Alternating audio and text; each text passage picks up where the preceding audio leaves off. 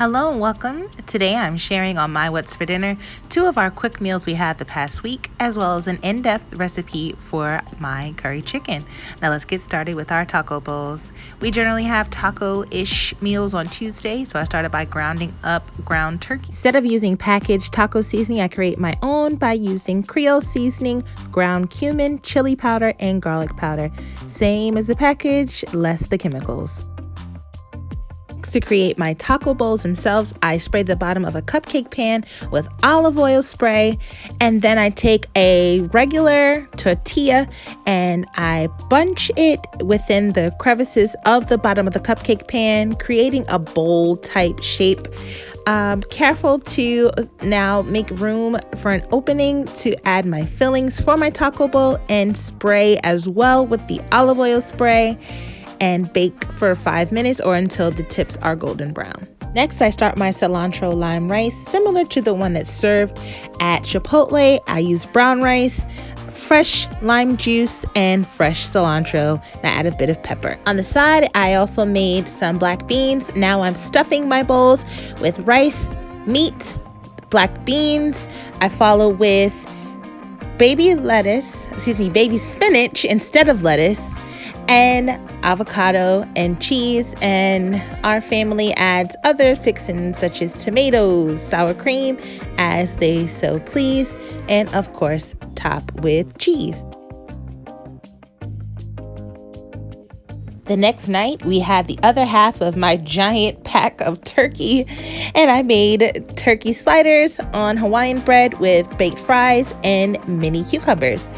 I start my meat mixture by sauteing a half an onion and adding that to my my turkey meat mixture that has black pepper, garlic powder, and Creole seasoning.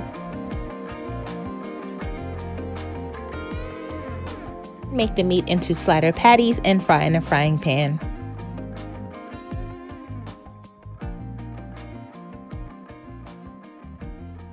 Once the burgers are cooked, they are either topped with cheese and all other condiments like mayonnaise, ketchup, lettuce, tomatoes, and served with a side of baked french fries and a baby cucumber. Now my curry chicken recipe. I usually accompany my curry chicken with seasoned cabbage and jasmine rice. I start by removing the fat and skin from chicken quarters, and I wash this in vinegar and water. It is very important to have a very good base, which is your curry powder, and in my opinion, Blue Mountain Country brand is one of the best.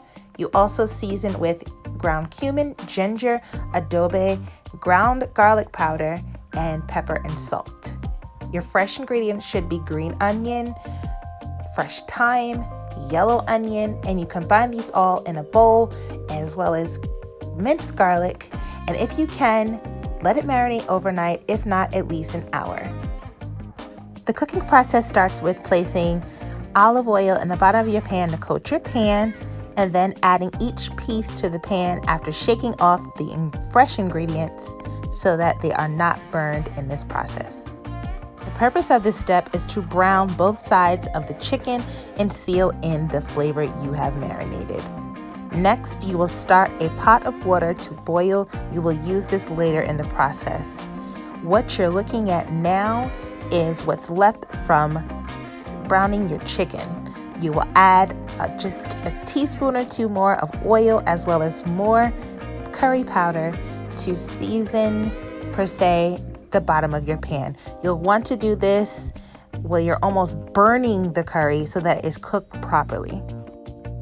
Next, you will add the boiling water to the bowl where you were seasoning the chicken, and then pour into the pot where the chicken will cook.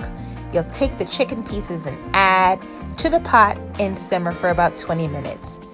You'll then remove the top and taste for salt and season to preference. Once this is done, you can add in any fillers. I chose to use white potatoes to help thicken my gravy, as well as a white mortar mixture of cornstarch and water.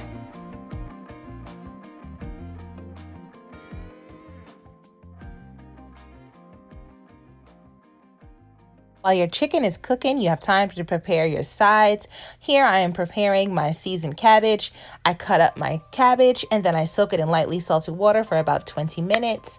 I drain it and then I start my pan with olive oil, minced garlic, julienne onion, as well as a teaspoon of curry powder. I cook this down and then add a handful at a time of cabbage and I let it sweat down. I add possibly about less than a quarter cup of water because the cabbage will make its own liquid, and then I add my bell peppers. In this case, I used red, orange, and yellow. I also added in a teaspoon of seasoning salt and I let it cook down for about 15 minutes. And now here is my finished product. I have my curry chicken, my seasoned cabbage, and jasmine white rice. I thank you for sticking with me this long, and I hope you enjoyed today's What's for Dinner. Please like, comment, and subscribe to my channel.